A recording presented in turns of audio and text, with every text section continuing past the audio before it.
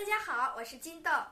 这两位大家应该已经很熟悉了，熊二和大龙。今天我们会为大家继续朗读《哈利波特》第一册的第一章的29段到45段。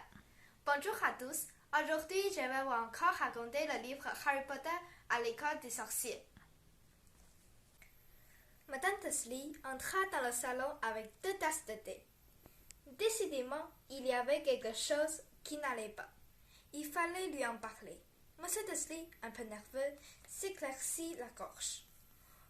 Pétunia, ma chérie, dit-il, tu n'as pas eu de nouvelles de ta sœur récemment? Quand il s'y attendait, son épouse parut choquée et furieuse. Elle faisait toujours semblant de ne pas avoir de sœur. Non, répondit-elle sèchement. Pourquoi? Ils ont dit un truc bizarre à la télé, comme là, monsieur Dursley. Des histoires de hiboux, d'étoiles filantes, et il y avait tout un tas de gens qui avaient un trop d'air aujourd'hui. Et alors? Pensa madame Dursley. Rien, je me disais que peut-être ça avait quelque chose à voir avec sa bande. Madame Dursley retroussait les lèvres en buvant son thé à petites gorgées. Son mari se demanda si il allait oser lui raconter qu'il avait entendu prononcer le nom de Potter. Il préféra s'en abstenir. D'un air aussi détaché que possible, il dit « Leur fils, il a à peu près le même âge que Dudley, non ?»« J'imagine, » répliqua madame Dursley avec ardeur. « Comment s'appelle-t-il déjà?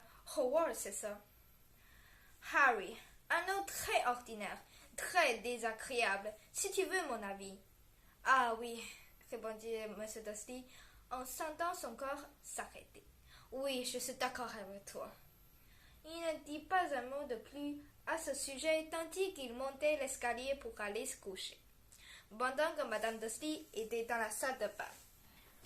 M. Dursley se glissa vers la fenêtre de la chambre et jeta un coup d'œil dans le jardin. Le chat était toujours là. Il regardait dans la rue comme s'il attendait quelqu'un. M. Dursley imaginait-il des choses? D'où cela avait-il un lien avec les Potter? Si c'était le cas, s'il avérait qu'ils étaient parents avec des...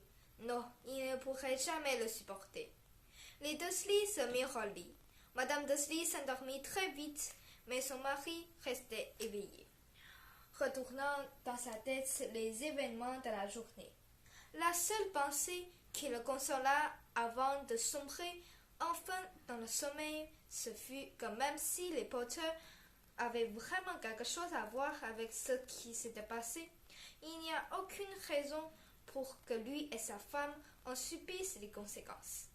Les Potter savaient parfaitement ce que Pétunia et lui pensaient les gens de leur espèce, et ils ne voyaient pas comment tous deux pourraient être mêlés à ces histoires. Il bâillait et se tourna. Rien de tout cela ne pouvait les affecter, et il avait grand tort de penser ainsi. 好了，今天的故事就讲到这里。今天我们主要讲了德斯里先生向德斯里夫人询问了关于哈利波特一家的故事，而让他并没有让他高兴的是，那只猫仍然在他家的花园里蹲着。这到底是怎么回事？那只猫到底想干什么呢？哈利波特一家和德斯里先生一家又有什么不同呢？我们下次继续哦。À la prochaine!